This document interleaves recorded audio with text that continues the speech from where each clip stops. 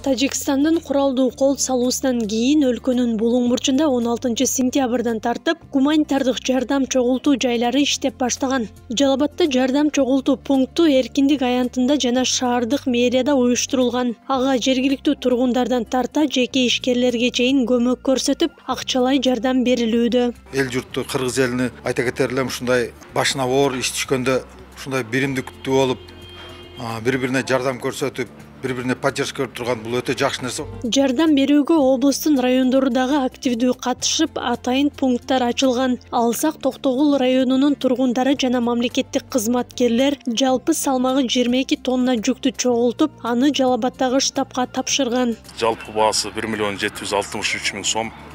Негизинен ошол активдүү жаштар, ошо жергиликтүү мамлекеттик муниципалдык кызматкерлер бардыгы бирдикте иштешти. Ошол элден, журттан айланса болот, бардыгы чогултуп, машинеге жүктөп бизди жөнөттү. Негизинен азык-түлүк, дары-дармек, жылуу кийим-кечектер, жууркан төшөк.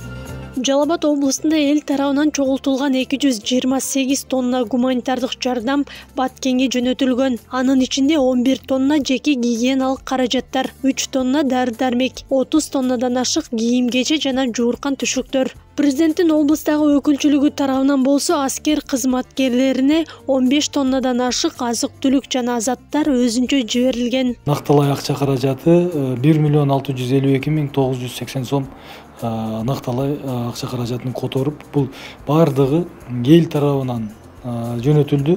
Анын ичинен тамак-аш, азык-түлүк, ошол балдарга керектелүүчү бүт жардамдар 180 тонна.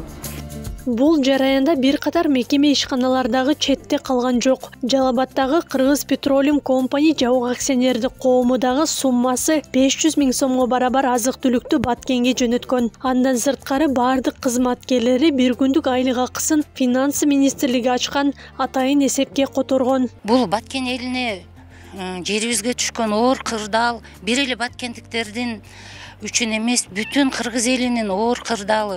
Ушул оор кырдаалды биздин жамааттагы эмгек жамаат жетекчибиз астында чын жүрөгүбүздөн сезип, элдин берген жардамынан четте калбай, биз дагы ошол Баткен элине жардам бергибиз келди, биздин ишканадагы.